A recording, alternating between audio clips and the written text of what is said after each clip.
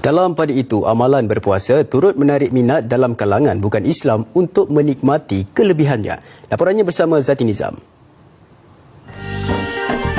Tidak dinafikan pengaruh media sosial terus memperluas kesedaran mengenai kelebihan berpuasa daripada sudut kesihatan. Bagi pencipta kandungan media sosial dari Selangor ini, Belle Lee, dia didorong bapanya untuk belajar berpuasa. Biarpun agak mencabar pada awalnya, Belle tetap teruja setiap kali dapat bersahur dan berbuka ditemani keluarga selain giat berkongsi rezeki, menerusi pemberian makanan dan duit raya. I hanya mau tengok senyuman orang yang tak mampu. Itu je. So, saya buat ini charity untuk tengok semua.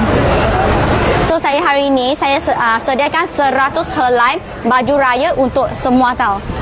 Ada yang memilih untuk memahami dan ada yang menyambut dengan hati yang terbuka, membuktikan bahawa nilai kemanusiaan mampu meruntuhkan tembok perbezaan dan mungkin ini adalah antara keindahan Ramadan tanpa kita sedari.